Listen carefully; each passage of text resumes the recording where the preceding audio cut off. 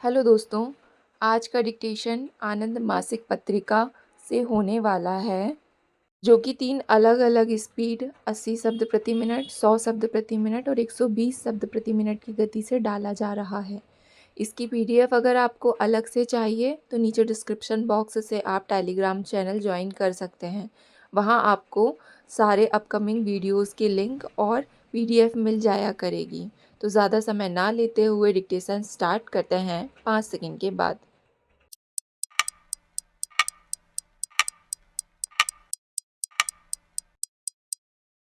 Start. सभापति महोदय, स्वतंत्रता मिली तो पंडित नेहरू ने नारा दिया औद्योगिक क्रांति का। जब उसके बाद लाल बहादुर शास्त्री जी आए तो उन्होंने जय जवान जय किसान का नारा दिया। और जब श्रीमती इंदिरा गांधी आईं तो उन्होंने नारा दिया गरीबी हटाओ और समाजवाद लाओ। इस नारे ने कुछ लोगों की कठिनाई भी दी तो 1977 में एक परिवर्तन आया। कुछ संघर्ष लोगों ने किया, कुछ बड़े बड़े लोगों को राहत दी। हरित क्रांति का प्रश्न उठा, समाजवाद और गरीबी हटाओ की बात बली तो उससे प्रतिक्रियावादियों को बहुत कठिनाई होने लगी। उस परिवेश में जो लोगों को कठिनाई हुई तो 1977 में लोगों ने संघर्ष छेड़ दिया और श्रीमती इंदिरा गांधी को पद से हटा दिया। अब मैं मजदूरों का प्रश्न रख रहा हूँ।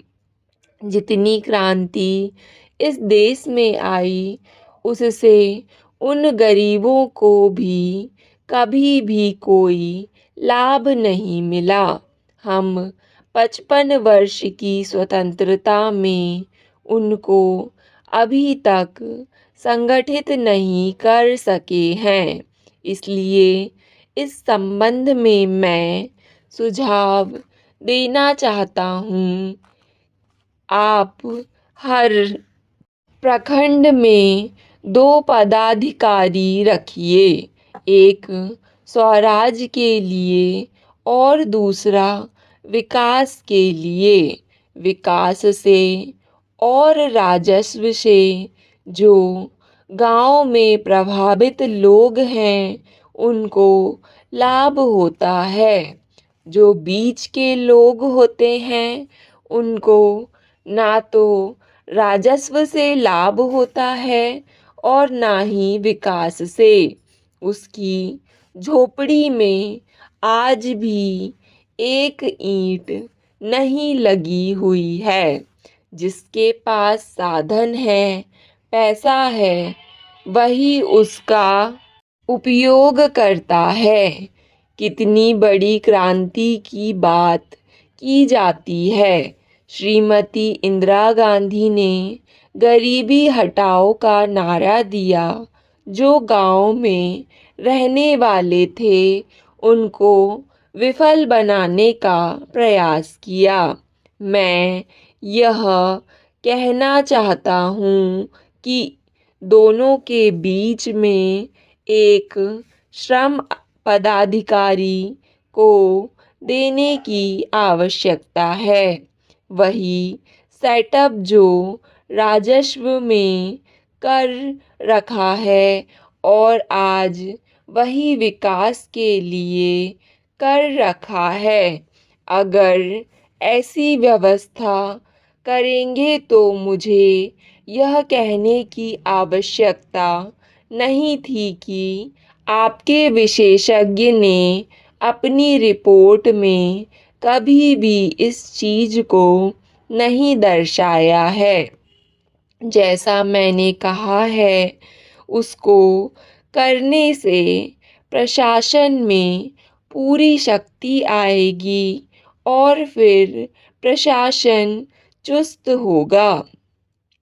सभापति महोदय, मैं श्रम मंत्रालय की मांगों का समर्थन करता हूँ।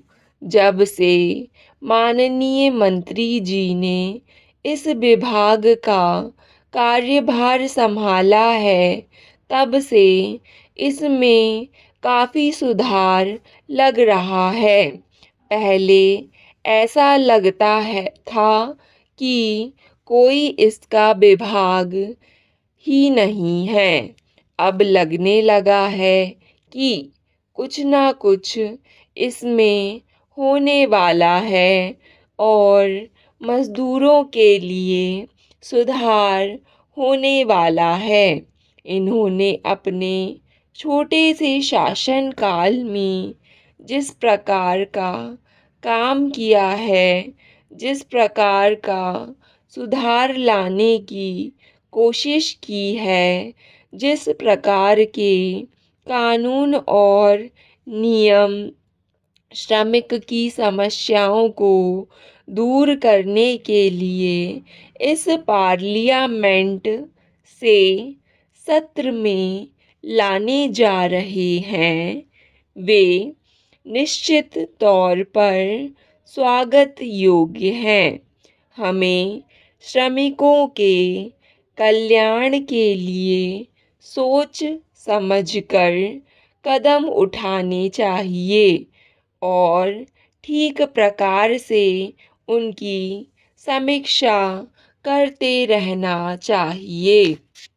सभापति महोदय, कांग्रेस की सरकार जब से इस देश में आई, उसने मज़दूरों के हितों में बहुत से कानून बनाए हैं।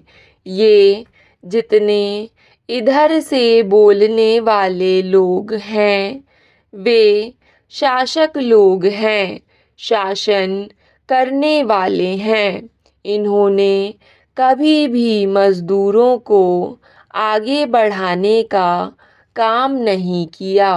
आप देखिए, श्रम विभाग की जो रिपोर्ट है, उसमें कहा गया है कि पश्चिम बंगाल ने सबसे ज़्यादा कार्य दिवस खोए हैं। अगर किसी ने सबसे ज़्यादा देश का नुकसान किया है, तो पश्चिम बंगाल की सरकार ने किया है। उस सरकार ने तारीख 19 को हड़ताल में शामिल होकर इस प्रकार का नमूना पेश कर दिया जो दुनिया में आपको कहीं भी देखने को नहीं मिलेगा। दुनिया में कहीं भी ऐसा नहीं हुआ है कि हर जगह की सरकार ने हड़ताल कराई हो, लेकिन दुनिया में पहली बार पश्चिम बंगाल की सरकार ने किया।